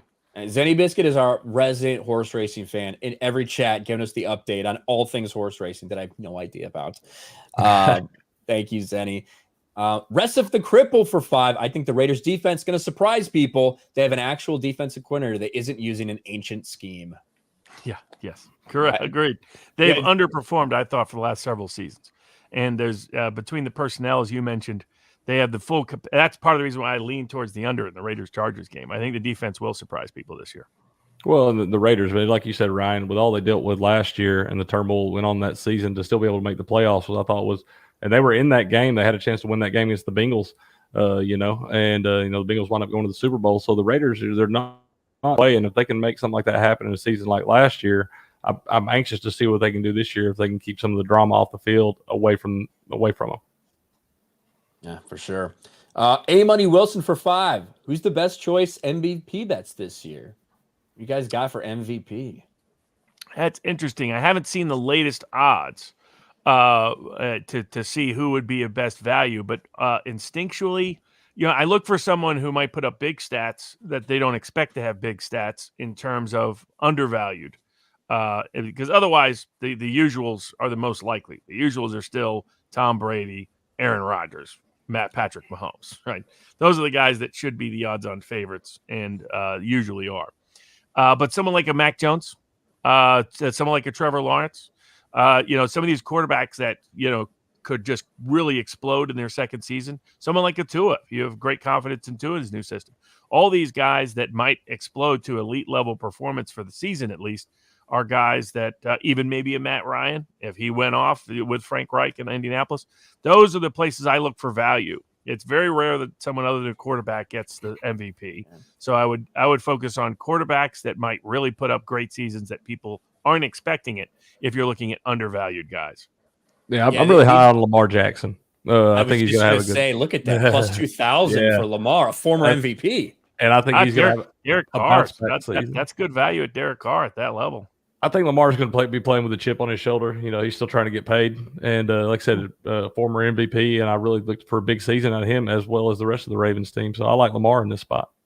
Also, I'd say Kirk Cousins, 50-1. He could easily have a big year. And again, he's in the NFC, so a lot of his competition. Yeah, he's a real popular pick at those odds. Yeah. You see Trey Lance at 2,800. See, that's way like Josh Allen, I don't think should be in the top 3. The rest of those top guys probably belong there for the most part. You see an anomaly, and they're down on Arizona, but Kyler Murray's in the top 12 or so to be the MVP. But yeah, when I see good value, Lamar Jackson, because he can put up crazy stats, a lot of video, a lot of ESPN, Woke Center, whatever, hype, a lot of, Instagram viral images. So he would be definitely a logical choice. Yeah. But I probably like Jonathan Taylor. 50-1, Kirk Cousins, hard to argue with that. Jonathan Taylor getting 50-1 too, right there. I mean, if you look for Derrick a non-quarterback guy, and then Derrick Henry, those guys go over 2,000 yards. I mean, they're going to be right there in that conversation. So at 50-1 on your money right there, that's not a bad spot to maybe get a little sweat. Yeah, I think like with the numbers quarterbacks are putting up now, even with these guys go over 2,000 in a 17-game season, man, if they just hand him the offensive player of the year and then give the MVP to a quarterback, it's so tough. Like, what do you got to do at this point to win MVP? You've seen Derrick Henry do it a couple years. It's almost like you got to pray for a bad season from quarterbacks, which today's NFL, that ain't happening. Yeah, we joked on a couple of shows ago about Lazard winning MVP. He's got some kind of astronomical odds, but like if he's even in the discussion, that means Aaron Rodgers won the MVP. Yeah, that's true. That's got to be true. Gabriel Knight for 5. 2 things to say to Barnes. 1, Kentucky's going to beat those dirty Vols this year. And 2, you and Viva need a guest on FNT soon. That'd be fun. Always happy to be on Friday Night Tights. That'd be great. I think we are so nerd heavy over the next couple weeks because of Lord of the Rings and everything. But absolutely, is that terrible? Terrible. Really more bad. reason to watch football, folks. There's nothing to watch at Lord of the Rings. That's true. That is very true. Although you'll still see some of the same identity politics messaging. Yes. It's Chewy for 5. And you folks ever played or curious to play super contests for the NFL? Yeah, I've done that multiple years. So you can play it out here if you're in Vegas. Sometimes more casinos or sports books are offering it all across the country. Your usual NFL super contest, like the famous one that's now, it was Las Vegas Hilton, then became the Westgate, what's called the Superbook, is each week you pick 5 games against the spread. And you put money into a pool at the beginning of the year. It's like $1,000, $1,500, $5,000, depends on the pool. Some as low as more like $100. And you pick 5 games each week against the spread, and whoever has the best record at the end wins. And they rank them. Like sometimes you finish in the top 10, you get a portion of the pool money. So I've done that in the past. The 2 issues is and now they even have Kelly in Vegas. Her boyfriend runs a service so that if you're just out here before the season starts, you don't have to live in Vegas. You can let them know and they'll actually put in your bets for you. So that's a change. That's been a positive change in those things. And there's more of those options around the country. I'm not participating in one this year. The thing with me was I never limit my typical sports picks. We have sportspicks.locals.com. We put up on average about 50 recommended bets during football season every single week. So to limit it to 5 was always tricky for me. So that's always the aspect. But if people want it, I may end up putting up what my 5 picks would be if I was in a super contest. But I've done it in the past. Not doing it this year though. There you go. Al Qaeda for $5. Watson wins in Super Bowl. Goodell bot glitches hard. That'd be crazy. I mean, they'll have to stay alive long enough to be even in the playoffs. Yeah, I think in the AFC is going to be a little bit rough. I mean, hey, listen, playoffs are expanded, so you never know. Liberty or death for 5. As a Tennessean, I like the representation of the crew tonight. There you go. Slipski 100 for 2. Raiders are going to suck worse than Rings of Power. I don't know. I think, bet on that, my friend. I think the Raiders are the 3rd best team in the best division in football. If they suck, it'll be the end of Josh McDaniels being a head coach. Because this is his 2nd shot. And if they're terrible, I mean, he'll get another year at least, maybe 2 more years. But, the expectations are so high. If they're really bad, if they're worse than last year's playoff team with all the turmoil, then people will start having questions about, was it Belichick or was it McDaniels that was behind that offense? Listen, the next couple of years are very important for Bill Belichick's legacy. With Tom Brady going down and winning a Super Bowl in Tampa the way that he did and getting, one blown pass coverage, not blown, I'll say a bad play call from Todd Bowles. I'll say a bad play call because it wasn't a player's fault. A bad play call from Todd Bowles away from getting to another Super Bowl. Fast guy go past us.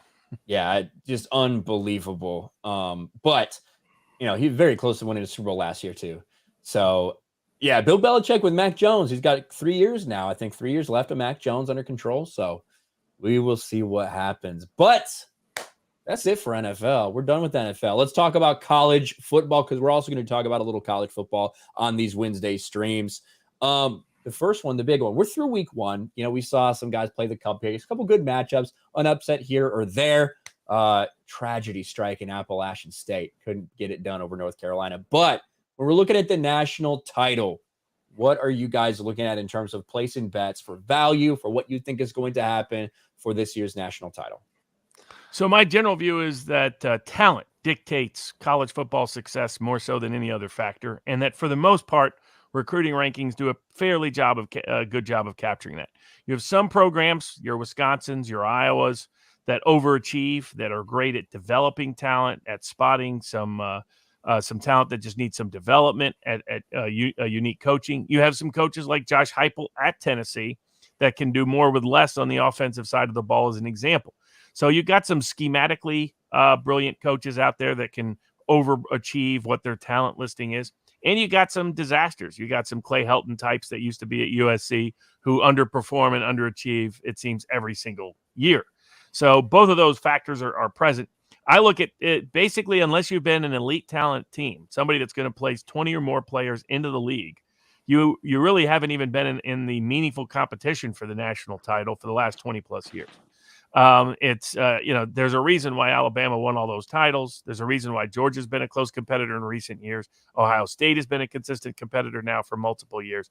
USC was back in the day during their prime. It's because they were the most talent-rich rosters in the country.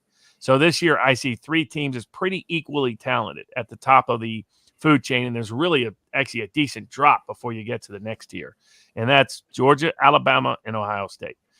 Those teams are just in a different category than everybody else.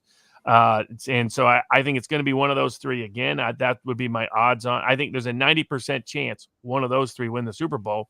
The odds actually were a little bit low on Georgia to start the season. They caught up a little bit after they took Oregon to the woodshed and beat up on the Beavers. Alabama still has plenty of hype surrounding it. Ohio State took a bit of a hit because of how close the Notre Dame game was. But you look at that schedule, they have the softest schedule of all 3 of those teams. The Big Ten is not the most competitive conference. It's not up to par of the SEC at this point. And, they'll have USC and UCLA joining down the road, and the whole conference realignment might shape everything up. And of course, we're only a few years away from when it's going to be wide open season, because we're going to have 12 teams in a playoff system that will have real playoffs in college football finally after all this time. And that will make the regular season less consequential and will give every quality team a chance and every little Cinderella a chance to make a surprise. They finally woke up to that. Though it looks like we're somewhere between 2 to 3 seasons away from that. But I think that right now, Georgia and Ohio State, I haven't looked at the latest odds, but Georgia was undervalued to start the season because of just how talent-rich their recruiting roster has been. Ohio State probably is a little undervalued right now because of overreaction to the Ohio State game. When you look at that schedule, the defense was much better, and that was the key. The offense will find its rhythm. Smart defensive scheme.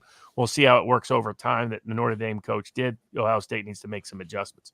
But those are the 3. I really can't see anyone outside of those 3 winning the national title or as anything other than a long shot. Anybody else should be basically at least 20-1 to win the title. I thought LSU might surprise some people. They surprised themselves by not being able to make an extra point against Florida State. So my take is, and I would lean the best betting option right now would probably be Ohio State to win it all this year. Yeah, like it looks to me as I'm looking at everything, Ohio State plus 300, plus 325, wherever you can find it. Yeah, it's just when you're looking at odds like Alabama at plus 150, there's just no value there at all because they've just been so absolutely dominant. Where are you at with this, Cody? What are you looking at? Yes, I mean, similar to what Bob's saying there. You got 1, 2, and 3. You got Alabama, Georgia, and Ohio State. And I'm not looking to place any money on anybody else because I can't see any other team beating one of those teams in the playoffs, much less beating 2 of them. So I don't see. I'm not putting my money anywhere else. Getting it early before the Oregon game, getting Georgia at plus 400 would have been good value for your money there. But yeah, like he said, Ohio State's the last one left there. That's kind of barely undervalued, but nowhere else to put your money. How about yourself, Cricket? Anything else? Man, I could see laying a little bit of money on USC at about 20-1. Lincoln Riley's a guy that's been to the playoff before. He's got his quarterback from last year, Caleb Williams. They didn't look to miss a beat in week one. I know that, the game was, the talent's obviously not there and they were going to blow them out anyway, but that offense looked pretty good. And I could see them. They're going to have a much easier path to get there, say, than the big three that we talked about. So I could see putting a little bit of money on USC at plus 2,000 there. I feel like there's some value there.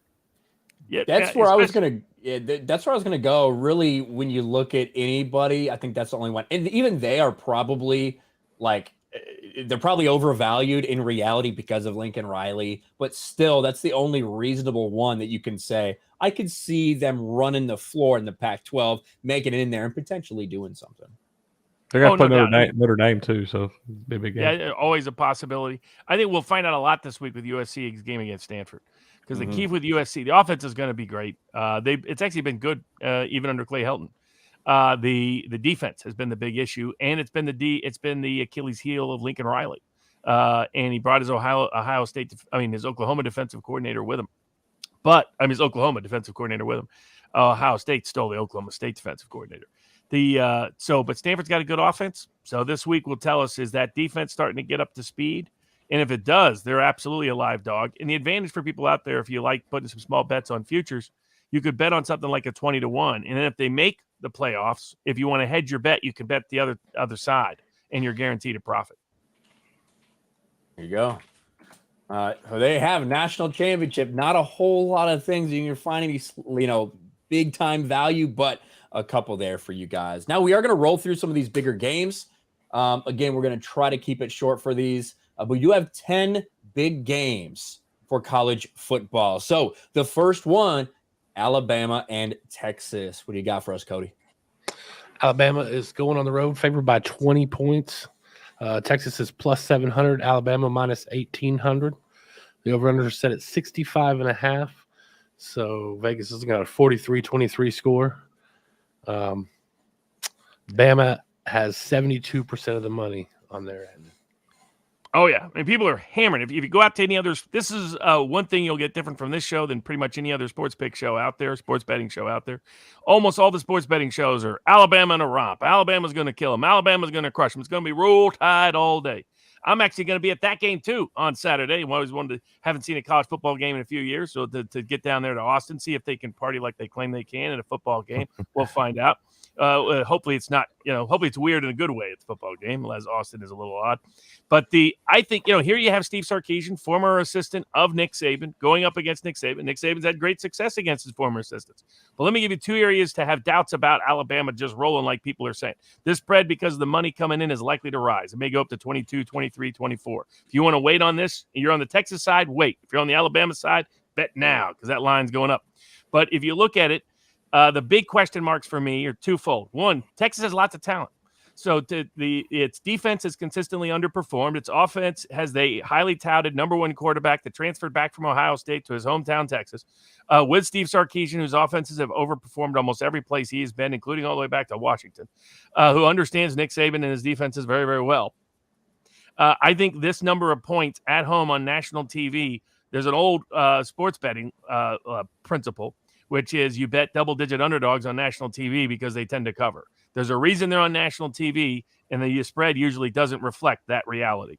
I see a Texas team that has, and this will be my free pick of the week for the show, I like Texas plus 20, 21, 22, wherever it goes. I like Texas to cover in this situation. I think the offense overachieves and overperforms what the expectations. I think the defense will not be atrocious like last year. And the other factor to remember with Alabama is without Kirby Smart and certain defensive coordinators that Nick Saban has had there, and without Steve Sarkisian as his offensive coordinator, all of that talent has not produced either an elite offense or an elite defense in any single season. Nick Saban has not performed to expectations given how much talent he has there in recent years, given that. Now, often it's still been overwhelming talent enough to win a national championship. But remember, he had to have a comeback against Georgia to even get there. He had close games against some other key teams to sneak through. In my view, he's The belief that this Alabama team is just going to crush Texas by 30 or more, 4 scores or more. Well, remember last year they were 4 score favorites against 3 teams on the road: Florida, Auburn, and A&M. Not only did they fail to cover all 3, they should have lost all 3. So that's where I'm on Texas in this one. What's up next? On the next one, we got Louisville and UCF. Here, a lot of people are down on Louisville because they played poorly against Syracuse up in the Carrier Dome, but the Carrier Dome has a curse that carries with it anybody who goes up there and plays. Just ask Clemson, who barely snuck out of there several times. Tennessee's 1998 national championship team needed a few miracles to escape Donovan McNabb up in the Carrier Dome. So I think they're underselling Louisville as the spread has moved for Malzahn's UCF team with the Ole Miss transfer, Plumlee. And the Louisville offense had some quirky, weird, unlucky things that happened. Their offense is still good. They still have a very well-coached team. I would lean Louisville. The public's probably going to be heavily on Central Florida, but it's a game where maybe there might be, especially that's another game you can wait because the money will probably pour in on Central Florida. I think Louisville might surprise people, at least against the spread. You could make an argument for the over in this game because neither defense is spectacular, and I think both offenses will have a good night. Up next, Baylor against BYU at BYU. So I'm sure that fan section, they'll be patrolling it so they don't have any Duke volleyball incidents or phantom incidents. Exactly. BU against BYU. Interesting, Baylor usually schedules weak schedules. They've decided to travel up to Utah where BYU can be very, very, very tough. That's not an easy environment for Baylor to go into. I think both Baylor's rebuilding various aspects of their team. BYU played very well last week. Good offense. Some questions on defense. We'll see how they improve. I think it's an interesting game. The later on in the season, Arkansas travels to BYU. So BYU is bringing in some big out-of-conference teams into Utah, which will be interesting and fun to see. I think it'll be an interesting game to watch and learn from because we still don't know about BYU's defense and we still don't know about Baylor's offense, given some of the change in personnel. So even though both are ranked, one of these teams will not end up ranked by season's end. Go up next, we have a game I'm sure you guys are interested in, Tennessee at Pitt. I would have loved to have bet this game, but this spread is too high.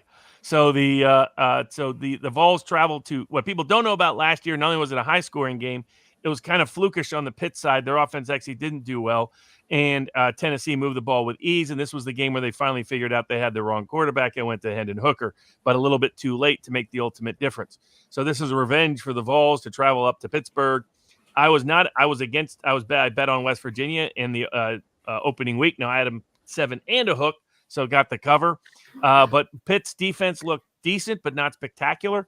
Narduzzi gets a lot of credit for his defenses. Last 3 years, they've been quite good. Before that, in his first 5 seasons there, they were kind of average. So I think they're in between this year, neither great nor just average. And we'll see that against Tennessee. But I would note he's had a problem against Heupel's offenses, not only last year in Tennessee, but before when UCF, even when they upset UCF didn't have a problem moving the ball under Heupel. So I think he will be. I think a lot of points may be scored on that side of the ball. Slovis had a nice transition to Pitt. They have a great potential passing game there with Slovis in the new offensive scheme, but the coach doesn't want to pass. He wants to run. So we'll see if tempo can change the total. That's the X factor there with the total. I like Tennessee to win, but I wouldn't recommend the bet. There you go. Kentucky at Florida after Florida, pulled a nice win against Utah, who came into Gainesville. I know we got some Kentucky fans in the chat here in Tennessee. We call them Kensucky, but that's just an old rivalry. It's the nature of the animal. I get the excitement for Kentucky. Mark Stoops has continually put on a good, high-quality program with consistency. He's established that at a Kentucky program that has greatly lacked consistency in the football realm. Last week, they could not run the ball against Miami of Ohio. This is a MAC team that's not the best of the MAC teams. This suggests some serious weaknesses. They have some injuries and suspension issues that are going to continue on to this week. They got to go down to the swamp in the second week. The only big question is, does Florida have a letdown? It's a first-year coach in Billy Napier that just got off the big win on national TV against a top 10 foe. And that's where there's a bit of an X factor in terms of where the spread is. But I would lean towards Florida. The talent gap still substantially favors Florida. But Kentucky's, I think, covered 4 of the last 5. So that's my lean is Florida, but I could see a Kentucky upset because you can't underestimate a Stoops. Because Florida could be doing a big letdown after the big win last week. You know, that's what a lot of people think. Yeah, my sense is Napier's a very disciplined coach. He was at the University of Louisiana Lafayette, proved that the very first week. They got a little lucky at that end of that game against Utah, where Utah managed to throw a pick when they had a game-winning field goal or game-tying field goal right there. It's still not as bad as being, our bad beat of the week is for our friend Kelly in Vegas, Kelly Stewart. You can find her over at Money Shots and Barstool Sports, who had the money line bet on East Carolina, where the kicker not only managed to miss the extra point, but then had a field goal to win the game, and he missed it too. And so Kelly always makes fun of kickers. She says kickers are for losers. I think maybe the kickers have got together and put a secret curse on her. So that was like a 4-1 money payout, and I think she's still screaming and cursing all the way down in Florida. Yeah, that one stings. Bad beats are always rough for everybody. USC against Stanford, the first real test for Lincoln Riley, USC.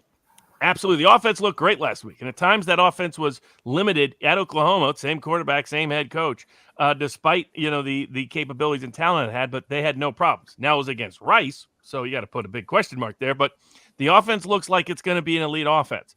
And Stanford's defense has been awful for years. I don't like betting against Stanford as an underdog. I think they're about 9-point underdogs currently. Started out 10.5. That Stanford coach has been money in the bank as an underdog, except last year when he torched my bank account.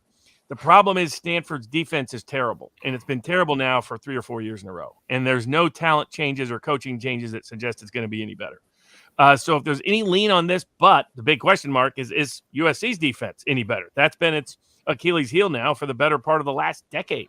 And it was the Achilles heel of Lincoln Riley, even when he was at Oklahoma. Last year, they thought his defense would be improved. It wasn't. He took that same defensive coordinator with him to Trojan Land. So I think this game may be an exciting, fun game to watch. I would lean towards the over if I had any bet. I'm too scared to bet against Stanford as an underdog to take the Trojans. And I'm still skeptical of that defense. And for that reason, and Stanford has a legitimate NFL top 5 prospect at quarterback available to them. So will be the starter. So I think that should be an exciting game. Might go over. Can't trust Stanford yet. Can't trust USC's defense yet. Arizona State at Oklahoma State. Herm Edwards, with all his off-field troubles, travels in to face the Great Mullet. The Great Mullet lost his great defensive coordinator to the Ohio State Buckeyes that showed dramatic improvement in their first game against Notre Dame on the defensive side of the ball. Expect that to continue with the Buckeyes. Also expect Oklahoma State, which was not known for its great defenses, to continue to regress back to average defenses. We at sportspicks.locals.com had the Central Michigan last week and got to see that great garbage time set of scores go up because that Oklahoma State defense lacks depth, as well as no longer has the great defensive coordinator. Offense looked a lot better, but Herm Edwards has done great as an underdog at Arizona State. And the talent level here actually favors Arizona State. So if I had a lean in the game, it would be towards Arizona State. So you can get our picks at sportspicks.locals.com. Might even be worth a little money on the money line with Arizona State traveling and disrespected like they are. Absolutely. And then we have Washington State at Wisconsin. So the Badgers favored heavy, almost 18 points at home against the traveling Pac-12 conference foe. Washington State is a decent team, not a great team, but Wisconsin is still not loaded with talent, and great defense will be a great defense again. Great running game will be a great running game again. But Graham Mertz was a one-man self-destruction band last year for the boys in Badgertown. And I think the same thing may happen again this season. If I lean anyway, it would be towards Washington State against my law school graduate Wisconsin Badgers. Ooh, there you go. And then we have Mississippi State at Arizona. Yeah, it's going to be a late night game. Old school. It'll be like an old school Washington State, Arizona State game because Mike Leach returns to near midnight Eastern Standard Time playing in the desert. Arizona was at Sports Picks. Our only money line bet of the bet last week that we recommended and put out was during the live chat, which will be open up all day Saturdays, all day Sundays. You can go to sportspicks.locals.com. We'll have live chat open throughout the game, late picks, fantasy picks, you name it. And we put out Arizona plus 200 against San Diego State, and they went out and rolled big. Arizona is better Arizona's got a great transfers, second-year coaching system, improved definitely on the offensive side, some hope on the defensive side of the ball. Mike Leach, very excited, established defense, a third-year, well-developed Will Rogers quarterback that might even be in the Heisman hunt by year's end with the kind of stats he can put up against a doubtful Arizona secondary. If anything in this game, I might lean towards Arizona at home, getting the amount of points that they're looking at. Definitely lean maybe towards the over because this game could be a late-night shootout in the desert. And then our last game, battle between schools, who these guys can probably crunch the numbers pretty well. Battle of the Nerds, Duke, Northwestern. Indeed, the Nerds get back together. Northwestern went over to Dublin and put the smackdown on Scott Frost and probably wrote and signed his check for being out of Lincoln despite his prior local fame there in Nebraska land. And their offense played the best offense they've played in more than a decade, putting up more than 6 yards per play, which is something they hadn't done against a quality foe in more than 10 years. They bring in a Duke team that beat the daylights out of what turned out to be an utterly atrocious and abominable Temple team that will be competing with UMass for maybe the worst team in all of college football, despite some of the talent they have, at least from recruiting rankings, just because they're in total chaos. And some people are thinking maybe Duke with Mike Elko will be much improved over last season's falling apart of the Duke program at the very end of the tenure of David Cutcliffe. Tough to bet on Northwestern as a big favorite. Tough to bet on a Duke team on the road in its first year with a very inexperienced head coach and some very questionable talent comparisons. And Northwestern, if Ryan Helinski's the real deal, may put up some big numbers and may run up the score. So if there was any lean, it would be towards the Nerds there in Chicago.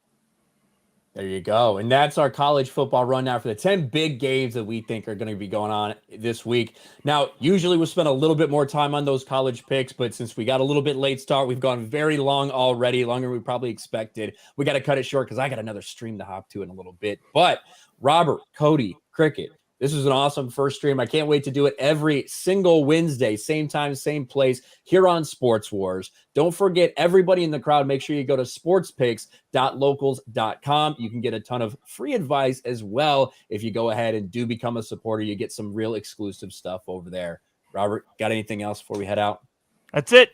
If you want to join the live chat, you can. It'll be open all Saturday, Sunday for all the games, for all the discussion. I'll be responding in live time, even when I'm at the games in Texas. There you go. Doesn't get better than that. Appreciate all you guys being here. Thank you very much, chat. We'll see you next week. Goodbye.